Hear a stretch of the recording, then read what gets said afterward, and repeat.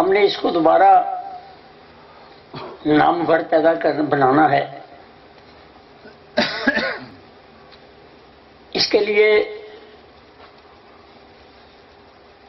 علامہ اقبال رحمۃ اللہ علیہ کا ایک چھوٹا سا شعر، قوت عشق سے ہر پست کو بالا کر دے، قوت عشق سے ہر پست کو بالا کر دے، دہر میں اسم محمد سے اجالا کر دے صلی اللہ علیہ وسلم. آپ میں جو قوت عشق ہے وہ میں دیکھ رہا ہوں.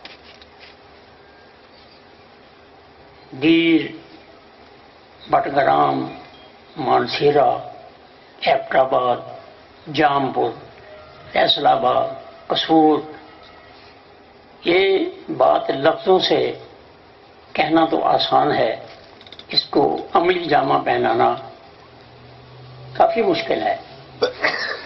لیکن جن میں قوت عشق ہے ان کے چہروں پہ باوجود اتنا سفر، تھکاوٹ، سب کچھ برداشت کرنے کے بعد بھی ان کے چہروں پہ مسکراہٹیں دیکھتا ہوں، دل خوش ہو جاتا ہے. اور یہ کامیابی کی دلیل ہے. عزیزان محترم، سبق تو بڑا مختصر ہے،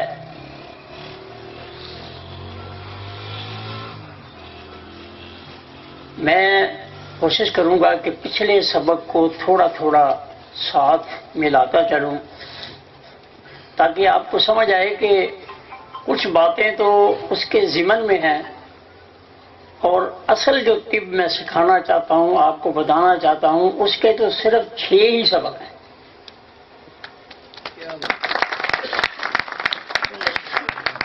اور پھر کہتا ہوں، آپ سے وعدہ کرتا ہوں کہ جب میرے 6 سبق مکمل ہو جائیں آپ کو کھلی اجازت ہوگی، آپ طب کے بارے میں جو بھی سوال کریں گے انشاءاللہ وہ بات آپ کے پاس موجود ہوگی. میں نے تو صرف اس پہ انگلی رکھنی ہے کہ آپ اس کو سمجھیں.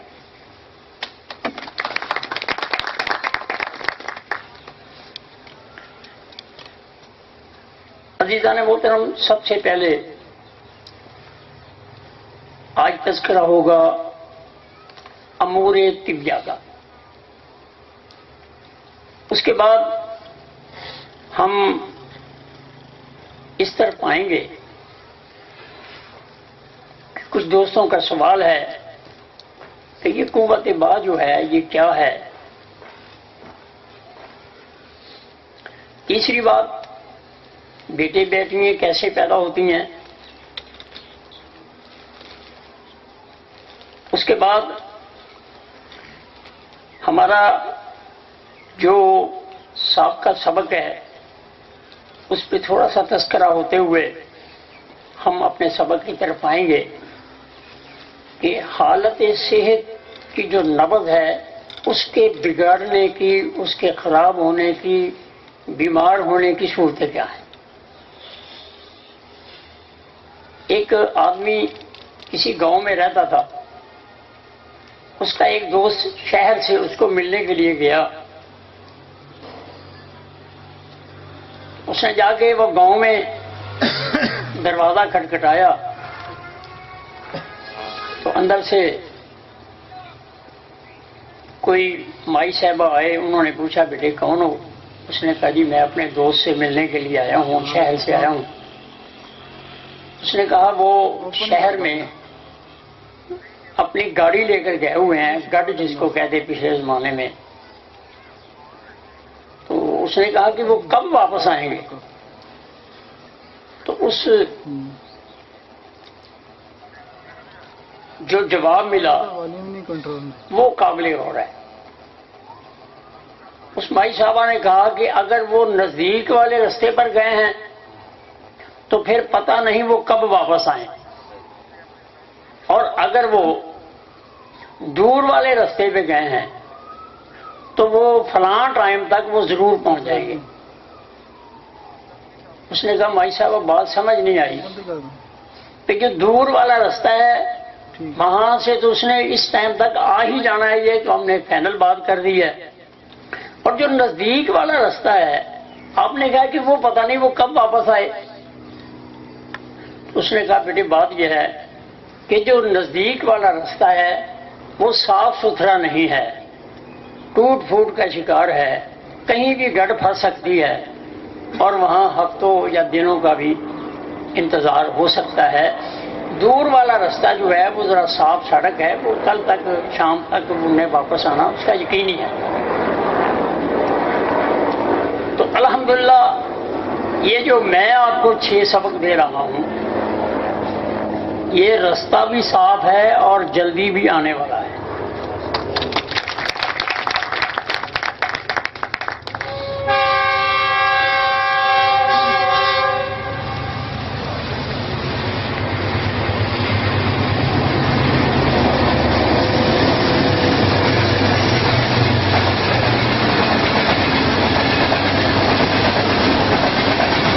انشاءاللہ العزیز یہ سبق 6 مکمل کرنے کے بعد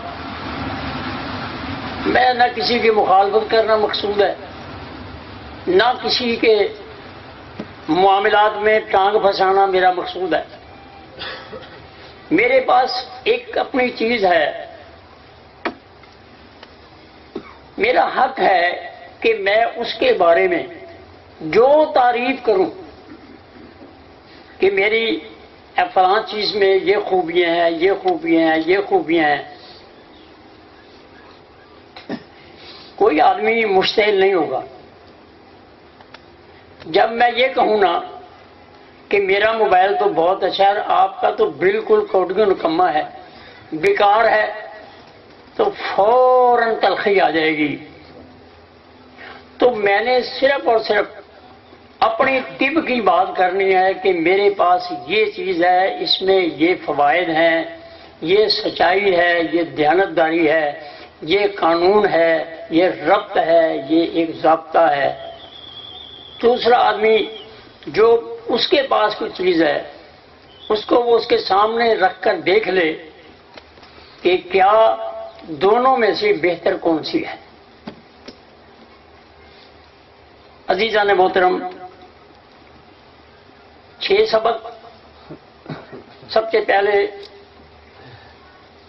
میں نے آپ سے نبض حقیقت ہے یا مفروضہ تفصیلی بات کی ہے، قرآن کے حوالے سے بھی بات کی ہے. دوسرا سبق کہ 3 جو ہمارے مفرد اعضاء ہیں، دل، دماغ اور جگر، دوسرے سبق میں اس کا تذکرہ ہوا ہے. اس میں الف لام میم کو ہم نے جوڑا، یؤمنون بالغیب ویقیمون الصلاۃ ومما رزقناہم ینفقون. ہم نے اس کو ترتیب سے ایک ساتھ جوڑا ہے. اب 3 کے بعد اب 6 کی باری آ گئی ہے، کیونکہ ہمارا قانون طب، یہ پھر میں کہتا ہوں کہ میرا یہ ایک ہی لفظ قانون طب جو ہے وہ سب کے لیے کافی ہونا چاہیے. کوئی کسی بھی پارٹی سے، ٹولے سے، کسی بھی سسٹم سے تعلق رکھتا ہے، صرف ایک قانون طب کہنا ہی یوں سمجھ لیں کہ یہ قانون یونانی طب ہے. اب میں نے آج آپ کو 6 تحریکیں، 6 سسٹم قرآن حکیم سے جوڑ کر آپ کو بتانے ہیں. امور طبیہ بھی 6، نبضیں بھی 6، اخلاق بھی 6، افعال بھی 6. اب یہ ایک ہم اسی ربط سے چلیں گے تو پھر معاملہ جو ہے وہ جڑتا چلا جائے گا. سب سے پہلے امور طبیہ کی بات کی جائے. یہ آپ کے سامنے یہ لکھا ہوا ہے، مختصر اس لیے کروں گا کہ ہمارا یہ مختصر سا ٹائم ہوتا ہے، جن لوگوں کی پکڑ میں میری بات نہ آئے، کمی رہ جائے، ان سے میں گزارش کروں گا کہ وہ مجھے اس کے علاوہ مجھ سے جب چاہیں جس طرح چاہیں وہ سمجھ سکتے ہیں، پوچھ سکتے ہیں۔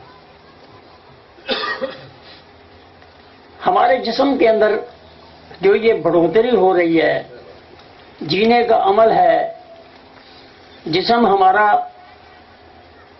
اپنی ترتیب سے چل رہا ہے، سب سے پہلے ہمارے جسم کے اندر ایک مزاج بنتا ہے۔ مزاج کہہ لیں، کیفیات کہہ لیں، ایک ہی، دونوں ایک ہی چیز ہیں۔ اب مزاج اور کیفیات کیا ہیں؟ وہ 6 تر گرم، تر خشک، خشک گرم، گرم خشک، گرم تر، 6 یہ مزاج ہیں، 2 دماغ کے، 2 دل کے اور 2 جگر کے۔ ساتھ ساتھ ذرا میرے ساتھ تھوڑی تھوڑی۔ اب یہ 6 مزاج ہیں، ہر مزاج میں 6 درجے ہیں، ہر مزاج میں 6 درجے ہیں، چاہے وہ تر گرم ہو، چاہے وہ گرم تر ہو۔ سب سے پہلے کیفیات، کیفیات کے بعد اخلاق، یعنی گرم تر چیز اگر اس کے اندر گئی تو پہلے اس میں کیفیات بنی، پھر اس کا جو سسٹم ہے وہاں سے پھر اس کی خلط بننی شروع ہوئی، یعنی پختہ صفرا، گرم تر جو مزاج ہے پختہ، اب وہ بنا۔ اب یہ اس کے بعد پھر اس اعضاء کی وہ خوراک بنی، پھر اعضاء کے بعد ارواح تیار ہوئے، ارواح کے بعد پھر قوا تیار ہوئے، اور قوا کے بعد افعال صادر ہو گئے۔ یہ ہر سسٹم کے اندر یہ 6 چیزیں موجود ہیں۔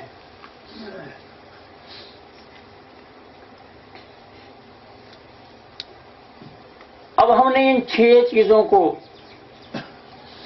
کہ جب تک مزاج نہیں ہوگا اس وقت تک خلط نہیں ہوگی، مزاج بنے گا تو خلط بنے گی، جب خلط بنے گی تو وہ اعضاء کے لیے کام آئے گی، اعضاء تیار ہوں گے، اعضاء پھر ارواح تیار کریں گے، ارواح پھر قوا تیار کریں گے، اور قوا جو ہے وہ افعال تیار کریں گے۔ تو افعال بھی ہمارے پاس 6 جو ہیں، 2 دماغ کے جس کو ہم احساس کہتے ہیں، اگلا خبر رساں کہتے ہیں، ایک خبر رساں ہے، ایک حکم رساں ہے۔ یہ 2 سسٹم جو ہے یہ دماغ کے ہیں، پہلا خبر رساں ہے، پھر حکم رساں ہے۔ آگے 2 دل کے سسٹم ہیں، ایک ارادی حرکت ہے اور ایک غیر ارادی حرکت ہے۔ آگے جگر کے 2 افعال ہیں، ایک جاذبہ ہے اور ایک جسم کے اندر کچھ چیزوں کو جذب کرا رہا ہے، اور ایک جسم کی صفائی جو فاضل چیز ہے وہ اس کو باہر خارج کر رہا ہے۔ 6 ہی عمل ہے، 7واں عمل ہے ہی کوئی نہیں۔ مجھے ناز ہے اپنی طب پر کہ ایسا بہترین سسٹم، ایسا بہترین طریقہ کار انشاءاللہ آگے آگے میں آپ کے ساتھ یہ سفر طے کروں گا اور آپ کو بتاؤں گا کہ ہماری طب کیا ہے اور اس طب کے اس کا قد کاٹ کیا ہے۔ یہ کسی سے پیچھے نہیں ہے، یہ انشاءاللہ آپ کو یہ سبق ملے گا۔ اس طب میں آپ کو مکمل تمام چیزیں آپ کو اس میں میسر ہو جائیں گی. میں کہا کرتا ہوں کہ اگر میرا گھر کا روٹی سالن اگر گجراں والا کی لکڑوں پہ پک سکتا ہے تو مجھے سرحد سے لکڑیں لانے کی ضرورت ہے؟ بھائی نہیں ہے. صندل جلانے کی ضرورت ہے؟ میری اپنی لکڑوں سے جو پک رہا ہے. تو اگر میں اس طب کو آپ کے سامنے ثابت کر دوں کہ آپ ہر چیز کو، ہر مرض کو، ہر درجے کو، اس کے علاج معالجے کو اس کے اندر آپ دیکھیں گے تو پھر میرا خیال ہے کہ آپ خود فیصلہ کر لیں گے کہ بھائی سب کچھ اگر ہمیں اس میں مل سکتا ہے تو کسی اور کے دروازے پہ جانے کی ضرورت کیا ہے؟ مخالفت نہیں ہے. امور طبیہ 6. اب ہمارا، کیونکہ میں نے مختصر کرتے ہوئے جانا ہے کہ وہ ٹائم تو کافی ہو چکا ہے.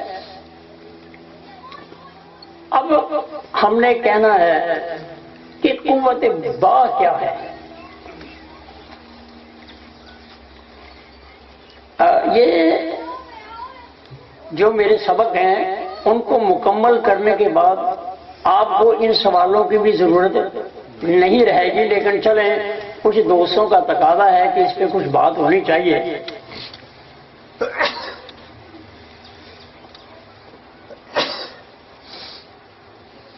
سب سے پہلے جسم انسان کے اندر ایک احساس پیدا ہوتا ہے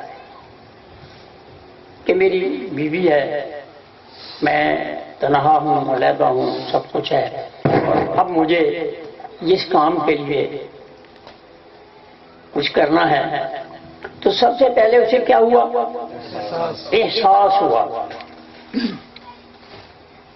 احساس نے پھر دل کی طرف وائرس کیا، یعنی دماغ نے دل کی طرف وائرس کیا کہ مجھے اس کام کے لیے اپنے عزم میں حرکت چاہیے. جیسے کہ میں پہلے کہہ چکا ہوں، حرکت جو ہے وہ دل کے ذمہ ہے.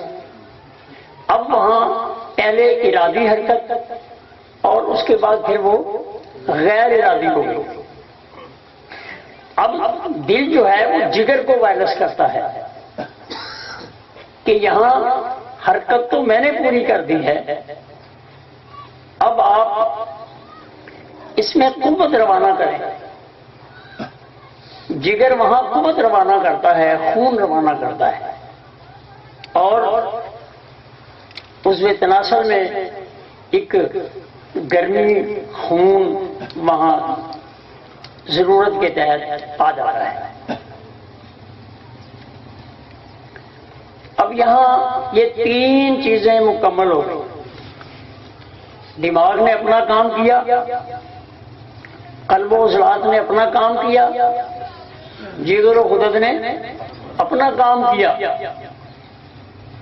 اور اس کے بعد پھر جب غدی تحریک بڑھتی ہے تو پھر اعصاب کے اندر ایک احساس اور پھر مادہ منویہ کا وہاں سے چلنا، یہ ایک عمل شروع ہو جاتا ہے. اب مادہ منویہ کیا ہے؟ مادہ منویہ ایک خون کا جوہر ہے، نہ یہ سودا ہے، نہ یہ صفرا ہے، اور نہ یہ بلغم ہے، بلکہ خون کا ایک جوہر ہے. اب دماغ اپنے بلغم میں سے رطوبت کو نچوڑتا ہے، پھر عضلات اپنے سودا میں سے رطوبت کو نچوڑتا ہے، پھر صفرا اپنے میں سے رطوبت کو نچوڑتا ہے، اور نچوڑ پیدا ہوتا ہے سوزش سے، اور سوزش کے ساتھ جو چیز ہے وہ ہے ارواح. تینوں نبضوں کی ارواح جو ہیں وہ جسم انسانی سے خارج ہوئی. اب جب ارواح نکلی، ارواح کی کچھ کمی آئی، تو ارواح کے بعد کیا ہے؟ اب قوت میں کمی آنی. یہ تو ایک فطری عمل ٹھہرا جی. یعنی خون کا جوہر مادہ منویہ اور مادہ منویہ ایک چیز نہیں ہے. یہ تین عضووں کا نچوڑ ہے رطوبت کا، جو کہ جسم انسان سے خارج ہوتا ہے، اور آدمی عارضی طور پر تینوں عضو کے نچڑنے سے، سوزش سے اس کے اندر جو کمزوری پیدا ہوتی ہے وہ ایک فطری عمل ہے. اگر کسی کو نوجوان ہے اور احساس نہیں تو یوں سمجھ لے وہ دماغی مریض ہے. اس کے اعصاب میں، دماغ میں کوئی مرض ہے، یا تحلیل ہے، یا تحریک ہے، یا تسکین ہے، کوئی نہ کوئی مرض ہے. اور اگر اس کو احساس تو ہے لیکن اس کا عضو اس کا ساتھ نہیں دے رہا، اپنا عمل مکمل نہیں کر رہا، تو آپ یہ سمجھیں کہ اس کے قلب و عضلات کا سسٹم جو ہے وہ کسی وجہ سے بیمار ہے. اگر اس میں حرکت تو آئی لیکن وہ دیر پا نہ تھی، اس سختی کو جلدی سے وہ ختم ہو گئی، تو سمجھ لے اس کے جگر کا کوئی سسٹم کسی وجہ سے تحریک، تسکین یا تحریر کی وجہ سے بیمار ہے جی.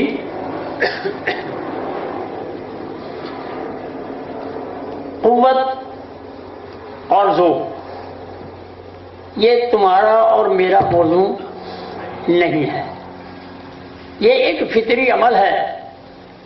آپ نے علاج کرنا ہے، آپ نے دیکھنا ہے کہ اس میں غدد کی تحریک بڑھ چکی ہے، اس میں بلغم کی تحریک بڑھ چکی ہے، اس میں عضلات کی تحریک بڑھ چکی ہے، جو کہ مرض کا سبب ہے.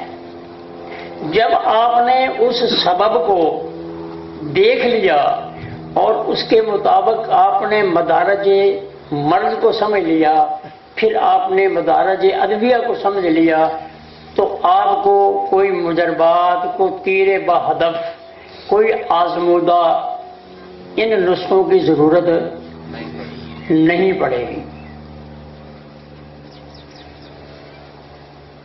حضرت صابر ملتانی رحمۃ اللہ علیہ نے کہیں کچھ اشارے لکھے ہیں اس کے بارے میں، لیکن میں آپ کو ادھر لے کے جانا ہی نہیں چاہتا. میں آپ کو ایک فن سکھانا چاہتا ہوں، طب سکھانا چاہتا ہوں، میرا یہ موضوع ہے. وہ کہتے ہیں کہ اگر کسی آدمی کو بغیر چھیڑ چھاڑ کے اگر اس کے جسم میں شہوت آئے تو وہ حقیقی شہوت ہے، اور اس نے اگر مصنوعی طریقے سے اپنے آپ کو تیار کیا تو وہ حقیقی شہوت نہیں ہے. اگلی بات کہ کوئی آدمی جمع کرنے کے بعد اگر وہ فرحت محسوس کرتا ہے، وہ اپنے آپ کو ہلکا پھلکا محسوس کرتا ہے، تو اس نے اپنی ایک ضرورت کو پورا کیا ہے. اور اگر اس کے اندر تھکاوٹ، ذوق یا کمزوری یا کوئی غذا کا، کوئی معدے کا معاملہ ہے، تو سمجھیں اس نے یہ کام کسی مرض کے اندر کیا ہے جو کہ اس کے لیے نقصان دہ ہے. عزیزان محترم، یہ تھا. اس میں بہت ساری باتیں آگے کی جا سکتی ہیں، لیکن میرا چونکہ یہ موضوع نہیں ہوں، میں آپ کو صرف طب کا ایک سبق دینا چاہتا ہوں. اس کے اندر یہ ساری باتیں جو ہیں آپ کو سمجھ آ جائیں گی. رہا بیٹے بیٹیوں کا مسئلہ، یہ بھی ایک بڑا مختصر ہے کہ انسان کے جسم سے دو قسم کے سیمن جو ہیں وہ نکلتے ہیں، خلق الزوجین الذکر والانثی، مذکر اور مؤنث۔ جو اس بیضہ کے اندر، انڈے کے اندر داخل ہو گیا، اس نے پرورش پا لی، آپ اس کو لاکھ دوائیاں دے دیں، وہ بیٹے سے بیٹی یا بیٹی سے بیٹا نہیں بن سکتا۔ جن لوگوں نے یہ باتیں پھیلائی ہیں ان کے اپنے پیٹ کا معاملہ ہے، علم سے ناواقفیت ہے، تو اس کے بارے میں بھی حکیم ذمہ دار نہیں ہے کہ کسی کے بیٹیاں زیادہ ہو رہی ہیں تو میں بیٹے پیدا کروا دوں، یہ اس کا ذمہ نہیں ہے۔ عزیزان محترم، اس سبق کے بعد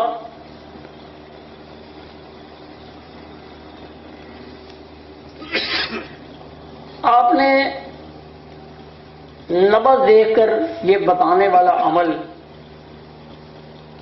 کہ فلاں کو بیٹی ہوگی، فلاں کو بیٹا ہوگا، یہ بھی آپ کے ذمہ نہیں ہے۔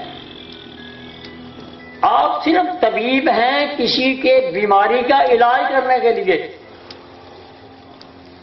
آپ بیٹے بیٹیوں کا بتانا یہ آپ کے ذمہ نہیں ہے۔ اگر آپ نے شہرت ہی حاصل کرنی ہے، اگر آپ نے کسی کو حیران ہی کرنا ہے، تو پھر آپ کے پاس اور بہت سارے راستے ہیں۔ آئیے میں جلدی اپنے سبق کی طرف آتا ہوں، ٹائم کافی ہو گیا ہے۔ میں کاموں کی، کیونکہ میری عادت ہے نہ میں کسی مریض کی کہانی سناتا ہوں نہ میں کوئی نسخہ بتاتا ہوں، یہ میرا موضوع ہی نہیں ہوتا۔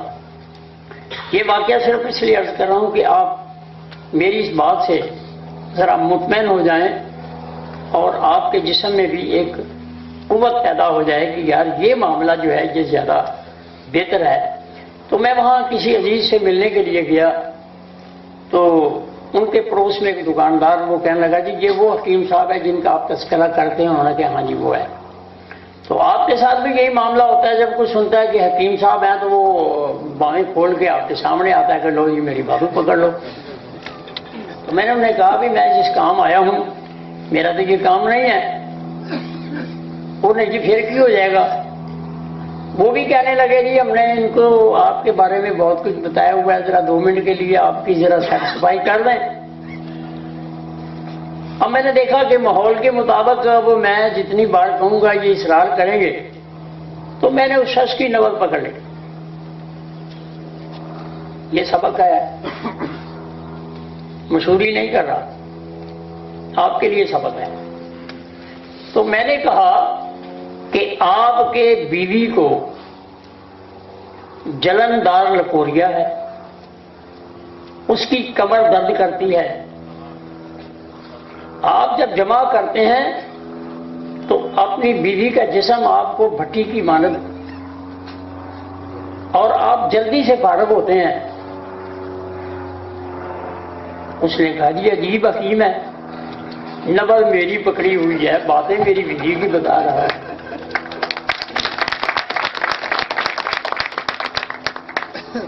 میں نے کہا بھائی میرے پاس موکل نہیں ہے، طبیبو یہ ہے میری طب کا انداز۔ میں نے جب اس کی نبض دیکھی تو 3 برمی نبض تھی اور اس کے اندر تصابیت اتنی زیادہ تھی، تیز نبض تھی۔ تو میرے طب نے مجھے یہ سبق سکھایا ہوا ہے کہ اگر یہ منی کسی کے بھی جسم میں جائے گی تو وہاں سوزش پیدا کر دے گی۔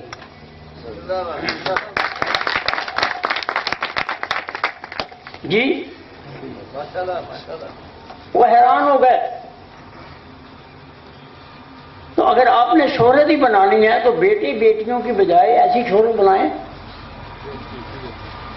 وہ کہیں گے کمال حکیم ہے یار، آپ کے پاس ایک بچہ آتا ہے سوکھا سڑا ہے، اس کا دماغ چھوٹا ہے،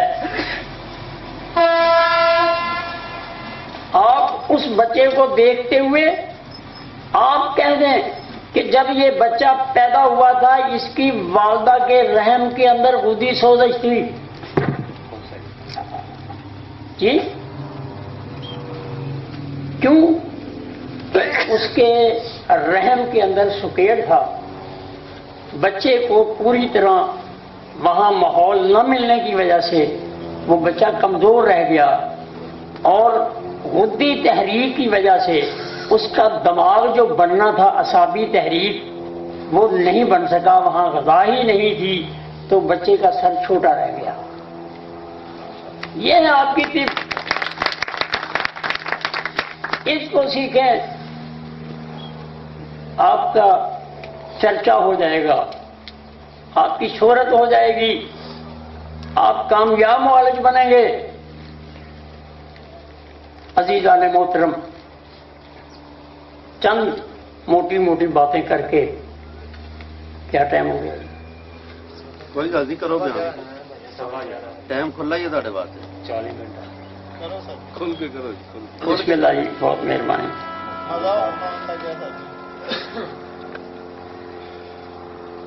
اب ہم نے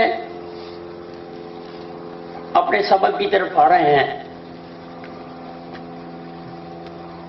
جیسے میں نے نفس کے بارے میں ثابت کیا، پھر میں نے مفرد ادا کے بارے میں ثابت کیا، اور یہ میں آپ سے وعدہ کرتا ہوں کہ میں نے یہ 6 سبق جو ہیں آپ کو قرآن حکیم سے جوڑ کر دکھانے ہیں۔ تحریک تسکین بھی، تحریک تسکین اور تحلیل بھی، علاج معالجے کی صورت بھی،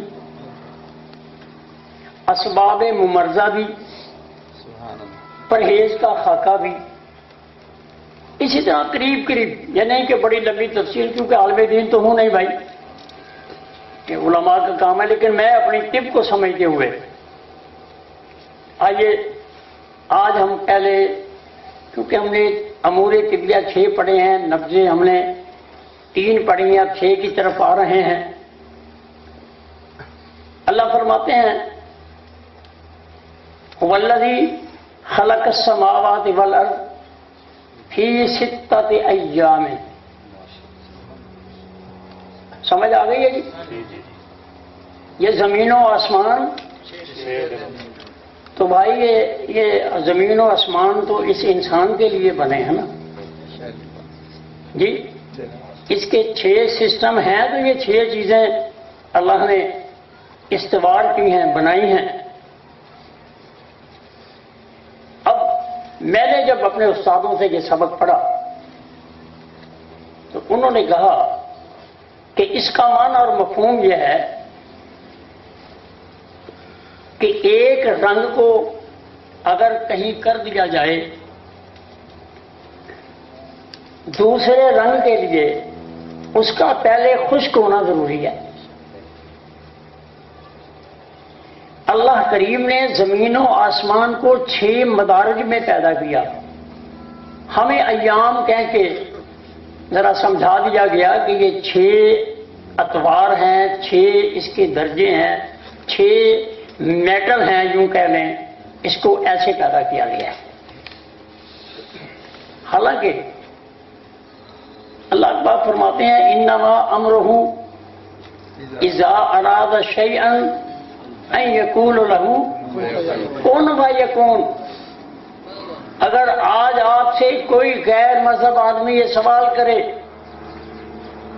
کہ بھائی مجھے دلائل سے سمجھائیں کہ جب زمین و آسمان بنانی پڑی تو کون سا ایسا رکاوٹ والا معاملہ تھا جس میں 6 دن لگے، کن فیکون کیوں نہیں کہا؟ تو یہ ہمیں سمجھانے کے لیے، ہمارا طب کا سبق مکمل کرنے کے لیے اللہ کریم نے فرمایا فی 6 ایام۔ میں نے 6 میٹلوں میں، 6 درجوں میں اس کو بنایا۔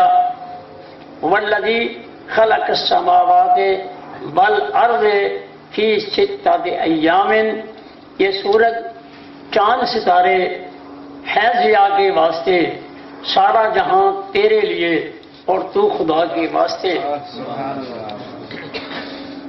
عزیزان محترم، انسان کی خدمت کے لیے یہ 6 سسٹم جو ہے رواں دواں ہیں، چل رہے ہیں، آپ کو تقویت پہنچانے کے لیے، آپ کو پالنے کے لیے۔ اور جب کن فیکون سمجھیں گے تو پھر بھی کچھ امراض ایسے ہیں جو ہمارے جسم میں آہستہ آہستہ آتے ہیں اور وہ بہت دیر تک رہتے ہیں، ان کا علاج بھی آہستہ آہستہ ہی ہوتا ہے۔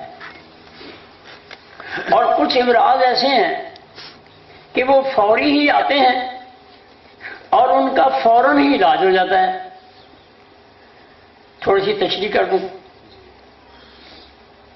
رسولیاں دیر سے جسم میں نمودار ہوتی ہیں، دمہ دیر سے آدمی کو احساس ہوتے بڑھتا ہے، چنبل ہے، خارش ہے، یہ ساری چیزیں یہ آہستہ آہستہ جسم میں آتی ہیں اور ان کا علاج بھی آنن فانن نہیں ہوتا۔ ایک دوسرا مرض کا مرحلہ ہے کہ ایک آدمی شام کو اپنے دوستوں کے ساتھ، گھر والوں کے ساتھ خوش باش بیٹھا ہوا ہے، اس نے کھانا کھایا ہے، کچھ چیزیں چاول کھائی ہیں، کچھ چیزیں کھائی ہیں، اور رات کو اچانک اس کے دل کو متلی ہوئی، اس نے الٹی کی، دوبارہ تیسری بار، اور پھر اس کو ساتھ اسہال آنے شروع ہو گئے۔ اب اس کو صرف اور صرف 1-2 دن زیادہ سے زیادہ اگر اس کی مرض کو نہ روکا جائے تو اس کے جسم کا پانی ختم ہو جائے گا اور خون گاڑھا ہونے کے سبب دل اس کو پمپ نہیں کر سکے گا، دل بند ہو جائے گا۔ اب یہ رات کو تکلیف ہوئی ہے اور اگلے دن ہی شام تک علاج نہ ہونے کی صورت میں اس کا نقصان ہو سکتا ہے۔ تو اس کو ایک ہی دن میں، جو علاج معالجہ عام لوگ جانتے ہیں کہ لونگ دال چینی کا کعوہ ہے، اس میں نمک، تو وہ جو دیتے جائیں گے یا اس درجے کے مطابق اور کوئی دوائی، تو وہ ایک ہی دن کے اندر مکمل ٹھیک ہو جائے گا، اس کی ساری علامات ٹھیک ہو جائیں گی۔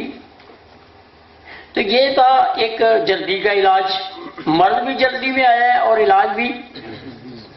دوسرا جو ہے وہ جیسے میں نے کہا ہے کہ دمے کی ہے، رسولیے وغیرہ ہے، خارش وغیرہ ہے، یہ آہستہ آہستہ جسم میں مرض جمع ہوتی ہے اور اس کا آہستہ آہستہ ہی علاج ہوتا ہے۔ اللہ پاک فرماتے ہیں کہ میں کن کہتا ہوں تو وہ، دلیل کیا ہے؟ ابراہیم علیہ السلام کو آگ میں ڈالا جا رہا ہے، تو اب وہاں جلدی والا کام اللہ کریم نے کرنا ہے۔ تو جب آگ جلی، ابراہیم علیہ السلام آگ کی طرف جانے لگے تو اس وقت تک وہ آگ تھی، لیکن جب ابراہیم علیہ السلام اس میں پہنچتے ہیں تو اللہ کریم فرماتے ہیں یا نار کونی، بس اتنا کہنا تھا کہ آگ آگ نہ رہی، وہ گلشن بن گیا، وہ باغ و بہار بن گیا۔ تو میرے یہ دونوں ہی طب کے حصے ہیں، فی ستۃ ایام بھی اور کن فیکون بھی۔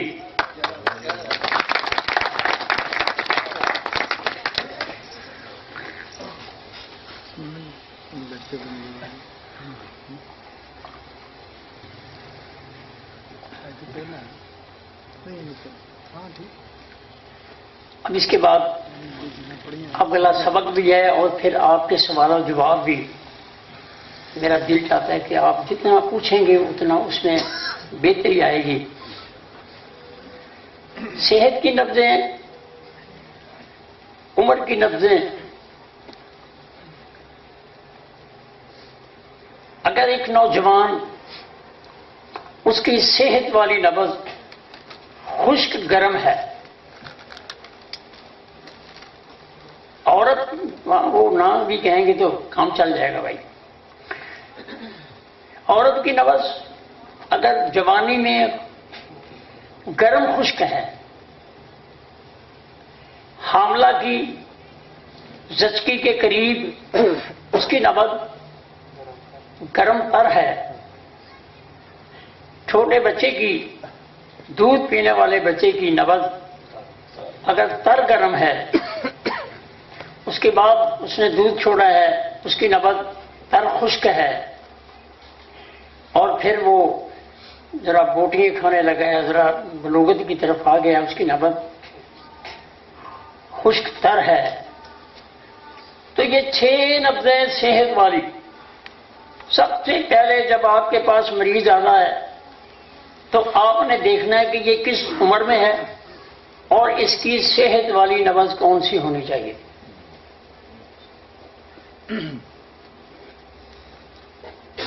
یہ پھر میں عرض کروں، حضرت صاحب الملتانی رحمہ اللہ تعالی علیہ، ان کا قدم قدم پہ تذکرہ کیا جائے تب بھی کم ہے، کیونکہ انہوں نے طب کے لیے بہت کام کیا ہے. انہوں نے منڈی بہاؤدین میں ایک کیمپ لگایا. کتابوں میں دوستوں نے پڑھا ہوگا، سنی سنائی بات نہیں ہے. تو انہوں نے ایک دن میں 1500 مریضوں کو چیک کیا. کتنے؟ اب میرا خیال ہے کہ ایک طبیب زیادہ سے زیادہ نوجوان جو ہے وہ 10 گھنٹے مطلب کر سکتا ہے، طبیب مریضوں کو چیک کر سکتا ہے، اس سے زیادہ وہ کیا کرے گا. 10 گھنٹے اگر دیے ہوں تو 1 گھنٹے کے کتنے مریض فارغ ہوتے ہیں؟ 150. 1 گھنٹے میں 150 مریض فارغ ہوئے. 1 گھنٹے میں کتنے منٹ ہوتے ہیں؟ 1 مریض کو کتنے منٹ ملے؟ بس آپ نے یہ 3 سیکھنی ہے. بس اتنا سا ٹائم ہی لگنا چاہیے. اس کے جگر کی بھی رپورٹ ہو جائے، اس کے عضلات کی بھی رپورٹ ہو جائے، اس کے دماغ کی بھی رپورٹ ہو جائے، سوزش کا بھی پتہ چل جائے، ورم کا بھی پتہ چل جائے، سکیڑ کا بھی پتہ چل جائے، جی تحلیل کا بھی پتہ چلے، تحریک کا بھی پتہ چلے، تسکین کا بھی پتہ چلے. تو آپ نے سب سے پہلے آتے ہی مریض کو دیکھنا ہے کہ یہ کس عمر میں آیا ہے، اس کی صحت والی نبض کون سی ہے. اب آپ نے اس کا ہاتھ پکڑا، اگر اس کی صحت والی نبض ہے عمر کے حساب سے، آپ اس کی کلائی کو چھوڑ دیں. آپ کے بھائی آپ ٹھیک ہیں، جائیں. کسی کو شوق نہیں ہے بیمار بننے کا، وہ صرف آپ کے امتحان کے لیے آیا ہے. جی آپ اس کو بار بار، اگر وہ صحت والی اس کی نبض ہے، آپ اس کو بیمار بنانے کی بھی کوشش کریں گے تو وہ نہیں بنے گا. وہ ایک تھانے دار نے کسی کو گالی بک دی تو عدالت میں چلا گیا، تو عدالت میں اسے پوچھا گیا، اس نے کہا جی میں نے نہیں بکی. تو وہ کہہ رہا نہیں اس نے بکی ہے. تو وہ جج کہتا ہے تو نے ضرور لینی ہے. کہہ رہا ہے انکار کر رہا ہے، چھوڑ. تو بھائی آپ نے اس کو ضرور بیمار بنانا ہے، وہ انکار کرتا چلا جائے گا وہ ہنسے گا آپ کی طب پر، آپ کی قابلیت پر۔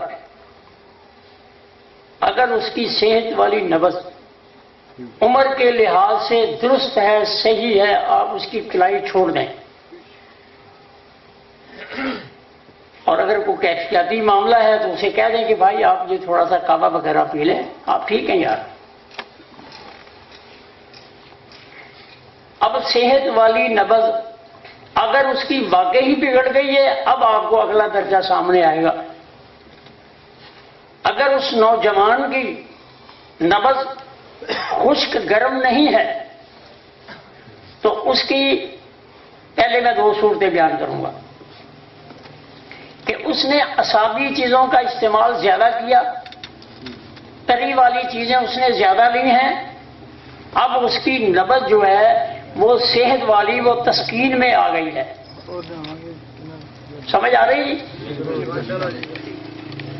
اس کی نبض تسکین میں آ چکی ہے۔ اب آپ نے اس بگڑی ہوئی نبض کو سامنے رکھتے ہوئے آپ نے کہنا بھائی آپ بیمار ہیں۔ اب آپ نے اس کو بیماری کا فتویٰ دینا ہے۔ ایک یہ صورت، اور دوسری صورت یہ ہے کہ اگر اس نے گرم چیزوں کا استعمال زیادہ کیا ہے، پھر اس کی نبض گرمی کی طرف چلی گئی ہے، اصل اس کی نبض جو صحت والی تھی اب وہ تحلیل میں آ گئی ہے۔ جی آپ نے یہ تحلیل، تحریک اور تسکین کو خوب رکھنا ہے۔ اس کا میں نے پہلے بھی ایک خاکہ، ایک چیز بڑھ رہی ہے، ایک چیز کم ہو رہی ہے، ایک چیز نہیں بن رہی، یہ سمجھ لیں جی۔ اب آپ نے علاج معالجہ کی طرف آنا ہے، بگڑی ہوئی نبض کو سمجھ کے پھر علاج معالجے کی طرف آنا ہے۔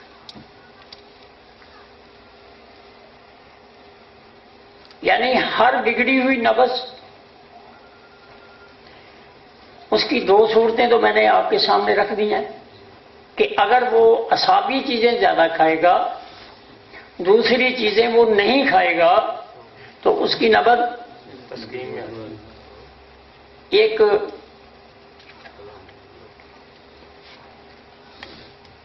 شخص نے اپنے بیٹے کو گنے کا جوس پلانا شروع کر دیا۔ اس نے کسی سے سنا کہ بہت اچھا ہوتا ہے جگر کی گرمی کے لیے، اس نے خوب اس کو جوس پلایا، گنے کا رس۔ آج کا دور تو تھا نہیں، کیچ والا دور نہیں تھا، سادہ دور تھا۔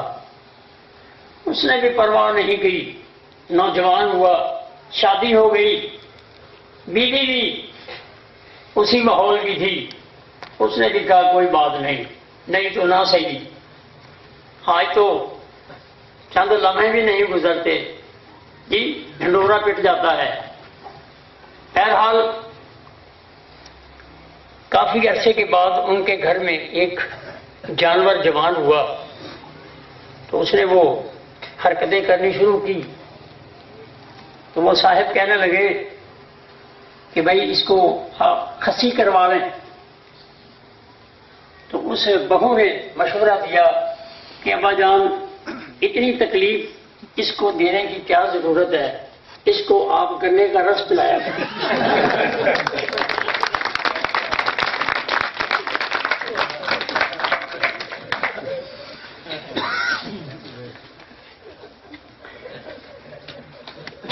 تو جناب مرد بھی سامنے آ گئی جی۔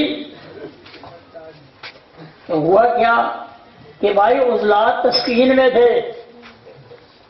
اس کے اندر حرکت تھی ہی نہیں۔ تو آپ نے یہ ضرور دیکھنا ہے کہ اس کی نوجوانی دو پہ یہ بات فٹ کر لیں۔ اگر عورت نوجوان ہے، بھی ذاتی اس کی تحریک ہے، اگر وہ ذاتی چیزیں زیادہ کھائے گی، اس کے بال اگائیں گے، اس کا جسم جو ہے وہ سخت ہو جائے گا مردوں کی طرح، اس کی عادات جو ہے وہ مردوں جیسی ہو جائے گی، اس کی آواز مردوں جیسی ہو جائے گی. یہ فطری قانون ہے. اور اگر اس نے میٹھی چیزوں کا استعمال زیادہ کرنا شروع کر دیا، چاول زیادہ کھانا شروع کیے تو مینسز آنے بند ہو گئے. اس کی اپنی جو اصل صحت والی نبض تھی وہ تحریر میں چلی گئی ہے. ایک صورت اور بیان کرتا چلوں جو میں نے کتابوں میں بھی لکھی ہے کہ ایک نوجوان، چاہے عورت ہے چاہے مرد ہے چاہے کوئی بھی صحت والی نبض ہے، اگر صرف اور صرف وہی چیزیں استعمال کرتا چلا جائے، دوسرے سسٹم کو وہ غذا نہ دے، تو پھر بھی یہ ایک مرض کی صورت ہوگی اور اس کو ہم ارتقائی صورت میں ورمی نبض کا نام دے دیں گے سمجھنے کے لیے. مثال سمجھا دوں، جب کسی کی 3 نمبر نبض ارتقائی صورت اختیار کرتی ہے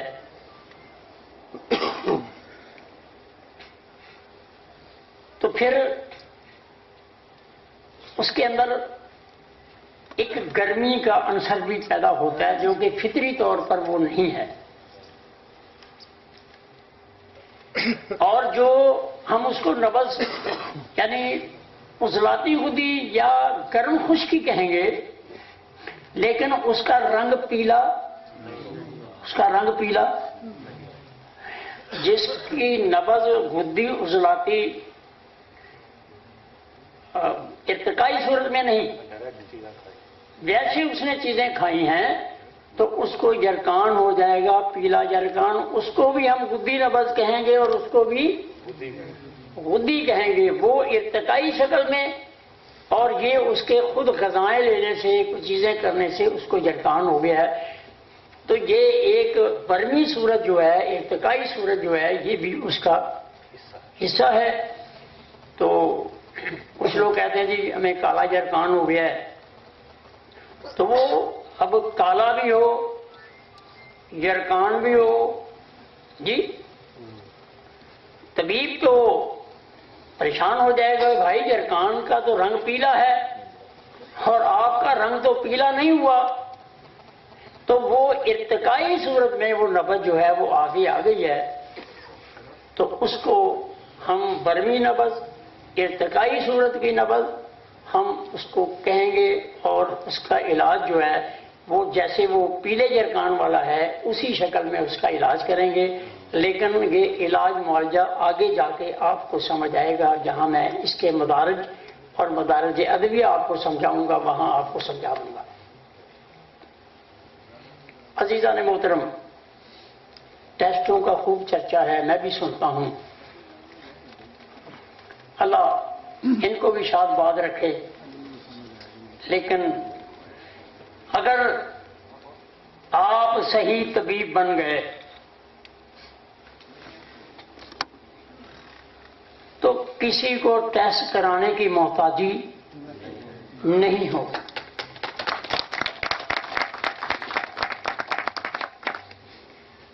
مریض صرف اپنے علاج کی تمنا لے کے آتا ہے، اس کا مقصد بالکل نہیں ہے کہ میرے ٹیسٹ ہونے چاہیے. وہ تو ڈاکٹر کے کہنے پہ کرواتا ہے، اور اگر کوئی 100 میں سے 5 7 10 اگر ہوں گے بھی تو وہ بھی طب سے واقف نہیں ہے. جب اس کی صحت والی نبض ہوگی علاج معالجے کے بعد تو آپ اسے کہیں بھائی آپ ٹھیک ہیں، جائیں ٹیسٹ کرائیں نہ کرائیں، میں نے اپنا فریضہ ادا کر دیا ہے. ہمارے پاس ایسے لوگ آتے ہیں کہ ہم نے ہیپاٹائٹس کے انجیکشن لگوائے ہیں، ہم نے ان کی گولیاں کھائی ہیں، لیکن ہمیں فلاں مرض بھی باقی ہے، فلاں تکلیف بھی باقی ہے، ابھی یہ تکلیف بھی ہو رہی ہے. تو میں انہیں پتہ کیا کہتا ہوں؟ میں کہتا ہوں جی وہ اپنی جگہ درست ہیں، لیکن ہمیں سمجھنے میں ذرا غلطی ہے. ایک ڈاکٹر کہتا ہے کہ آپ کا پتا جو ہے وہ بیکار ہو گیا ہے، ضائع ہو گیا ہے، آپ کا 1,00,000 روپیہ لگے گا، آپ کا پتا جو ہے وہ ہم نکالیں گے تو آپ ٹھیک ہوں گے۔ اب اس کا پتے کے لیے 1,00,000 روپے لے لیا گیا اور پتا نکال دیا گیا۔ ایک محترمہ کے رحم میں، یوٹرس میں اگر رسولیے ہیں تو اس کو تو نہیں پتا، ڈاکٹر کہتا ہے کہ آپ کے یوٹرس میں ٹیومر ہے، رسولیے ہیں، آپ اس کا آپریشن کرائیں۔ اسی طرح کسی کا گردہ فیل ہو گیا، اس کا گردہ نکال دیں، ایک پہ کام چلتا رہے گا۔ اب جب اس مریض کو اس مرحلے سے گزار دیا جاتا ہے، وہ کہتا ہے جی مجھے ابھی فلاں تکلیف باقی ہے، ابھی فلاں تکلیف باقی ہے، میں فلاں تکلیف سے پریشان ہوں، تو ڈاکٹر صاحب کہتے ہیں بھائی ہم نے پتا نکالنے کے پیسے لیے ہیں، اگر پتا موجود ہے تو ہم سے بات کریں۔ ہم نے گردہ نکالنے کے پیسے لیے ہیں، اگر گردہ ثابت کر دے تو پیسے واپس۔ آپ کے یوٹرس کا آپریشن نہیں ہوا، ہم مجرم، تو بھائی انہوں نے جس کے پیسے لینے ہیں وہ کام انہوں نے کرنا ہے، ان کی وہ روزی جائز ہے۔ اس طرح تو عزیزان محترم، آپ طبیب ہیں، آپ سوزش کو سمجھیں، آپ ورم کو سمجھیں، آپ اس کے انقباض کو سمجھیں، آپ اس کے انبساط کو سمجھیں، آپ تحریک سمجھیں، آپ تحریر سمجھیں، آپ نبضوں کو سمجھیں۔ انشاءاللہ العزیز میں پھر آپ سے گزارش کروں گا، مانگتے پھرتے ہیں اغیار سے مٹی کے چراغ، اپنے خورشید پہ پھیلا دیے سائے ہم نے، اور یہ ویرانی کیوں ہے، یہ گمنامی کیوں ہے؟ اس لیے دل کے ببولے جل اٹھے سینے کے داغ سے، اپنے ہی گھر کو آگ لگئی گھر کی چراغ سے۔ طبیبوں نے اپنا مقام کھو دیا، طبیبوں نے اپنی طب کو پس پشت ڈال دیا۔ آئیے عہد وفا کریں کہ ہم اپنی طب کے ساتھ ہر قسم کی وفا کرنے کے لیے، ہر قربانی دینے کے لیے تیار ہیں۔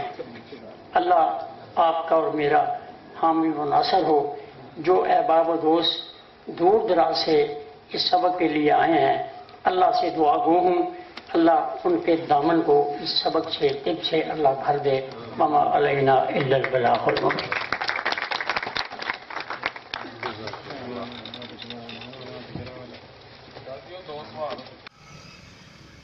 السلام علیکم جی، حکامات سے گزارش ہے کہ آپ ہمارا یہ یوٹیوب چینل طب قدیم جدید سنیں، اور اگر آپ کو ہماری ویڈیو اچھی لگے تو آپ اس کو سبسکرائب کریں، لائک کریں، شیئر کریں، اور بیل آئیکن گھنٹی کا بٹن جو ہے اس کو دبائیں، بیل آئیکن کو پریس کریں تاکہ ہماری تمام ویڈیوز آپ تک باقاعدگی سے پہنچتی رہیں۔ السلام علیکم۔